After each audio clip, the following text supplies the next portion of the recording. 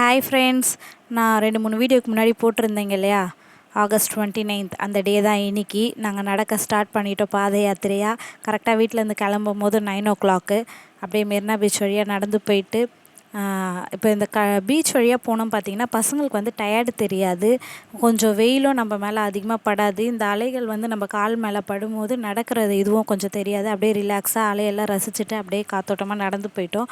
கரெக்டாக நாங்கள் போய் பெசன்ட் சர்ச்சை ரீச் பண்ணும்போது கரெக்டாக 4 o'clock. நாங்கள் சர்ச்சுக்கிட்ட போகும்போது கரெக்டாக மாதாம்மா தேரில் எங்கள் எதிர்க்க வந்தாங்க. அப்படியே அவங்கள பார்த்து ப்ரேயர் பண்ணிவிட்டு கொஞ்சம் உள்ளே போகும்போது பார்த்திங்கன்னா எந்த வருஷமுமே இல்லாத ஒரு குடுப்பனை இந்த வருஷம். ரொம்ப கிட்ட நின்று கொடி ஏற்றுறத பார்த்தோம்.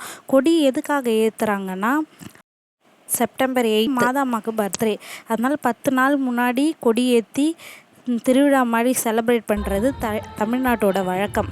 அதுக்காக இந்த மாதிரி கொடி ஏற்றி செலிப்ரேட் பண்ணுறாங்க. கொடி ஏற்றும் போது இந்த பாட்டு ஒன்று போடுவாங்க பாருங்கள், ஐயோ சொல்லவே வேணாம், கண்ணிலேருந்து தண்ணியாக ஊற்றும். நம்ம என்ன ப்ரேயர் பண்ண நினச்சோன்றதே மறந்துடுவோம், அந்த மாதிரி இருக்கும்.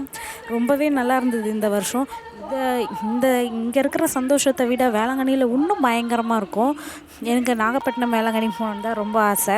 நாங்கள் கல்யாணம் ஆகிறதுக்கு முன்னாடி எங்கள் அப்பா எங்கள் சித்தப்பாலாம் அப்படி தான் கூப்பிட்டு போவாங்க. செம்ம ஜாலியாக இருக்கணும். கல்யாணம் ஆகிறதுக்கு முன்னாடியே ஜாலி தான், அதுவும் அங்கெல்லாம் போகிறோன்னா செம்ம ஜாலி தானே. அந்த மாதிரி எங்கள் ஹஸ்பண்ட் கிட்ட சொல்லிகிட்டு இருந்தேன், சரி செப்டம்பர் 8 வந்து மாதாம்மாக்கு பர்த்டே இல்லை, அப்போயாவது அங்கே போக முடியுதா ட்ரை பண்ணுறேன் அப்படின்னு சொல்லியிருக்காங்க. அங்கே போய் நாகப்பட்டினம் போய் அவங்க பார்க்கக்கூடிய குடுப்பனை எனக்கு இருக்குதா இல்லையான்னு எனக்கு தெரியல.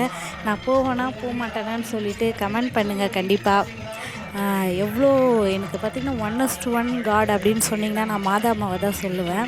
நம்ம என்ன நினச்சி வேண்டுறோமோ அது அப்படியே எனக்கு நல்லாவே நடக்கும். மை ஃபேவரட் கார்டுன்னு கூட சொல்லுவேன். கண்டிப்பாக வேளாங்கண்ணிக்கு போவேனா என்னன்னு தெரியல, கமெண்ட் பண்ணுங்கள். இந்த வீடியோ உங்களுக்கு பிடிச்சிருந்தால் லைக் பண்ணுங்கள். இந்த மாதிரி யாரெல்லாம் பாத யாத்திரையாக நடந்து போகிறீங்க அப்படின்னு சொல்லிட்டு சொல்லுங்கள். ஓகே ஃப்ரெண்ட்ஸ், பாய்.